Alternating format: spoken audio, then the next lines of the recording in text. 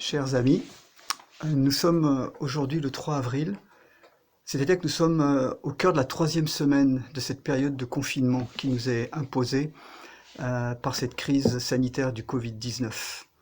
Au fil des jours, je me suis rendu compte que nous avons besoin d'encouragement, de quelques points d'enseignement, et j'ai eu sur le cœur de partager ces courtes vidéos ciblées sur tel ou tel point qui me paraît important dans l'expérience que nous vivons présentement. Et cette première intervention a pour titre « Le Covid-19 nous permet de vérifier à quelle cité nous appartenons ». J'ouvre avec vous la Bible dans le livre des Hébreux, au chapitre 13, verset 14. Nous lisons cette parole « Car nous n'avons point ici-bas de cité permanente, mais nous cherchons celle qui est à venir. Nous n'avons point de cité permanente ici-bas, mais nous cherchons celle qui est à venir. » Un constat. Nous sommes dans un climat depuis plusieurs semaines de peur généralisée qui s'est développé. Essayons de comprendre. De quoi avons-nous peur, ou qu'est-ce que nous pouvons redouter et pourquoi? Et force est de constater qu'il y a dans la période actuelle des peurs tout à fait légitimes. Nous avons des sécurités qui se sont envolées. Il y a le risque de la contamination, de la maladie, derrière de la mort possible, parce que les chiffres nous le rappellent chaque jour. Et puis il y a d'autres peurs plus irrationnelles, en quelque sorte des psychoses nourries parfois par les médias, la rumeur, etc. Et puis derrière tout cela, il y a bien sûr des peurs beaucoup plus profondes, sous-jacentes, que je pourrais qualifier de métaphysiques. Sommes-nous prêts à affronter l'éventualité de la mort, de l'après? Sommes-nous prêts à poser la question de notre appartenance à Dieu? D'où la question que j'aimerais nous poser dans cette intervention, à quelle cité et donc à quel royaume appartenons-nous? L'auteur de la lettre aux Hébreux nous dit que nous avons une cité sur la terre, avec tous les risques et toute la certitude d'une fin que nous connaissons bien, mais il nous parle aussi d'une autre cité qu'il qualifie de permanente, qui n'est pas ici-bas, mais qui est à venir, et une cité qui n'aura pas de fin. L'évangéliste Billy Graham disait cette phrase qui est connue, si on vous dit que je suis mort, n'en croyez pas un mot. Je suis vivant plus que jamais, j'ai seulement déménagé. Donc sommes-nous prêts?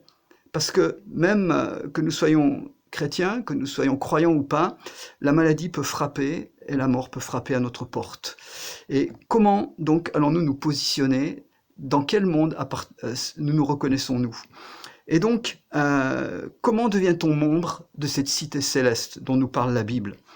Ce que j'aimerais souligner, c'est que c'est par la foi en Jésus-Christ, bien sûr, dans son sacrifice, dans sa mort et sa résurrection, que cette certitude peut prendre naissance en nous.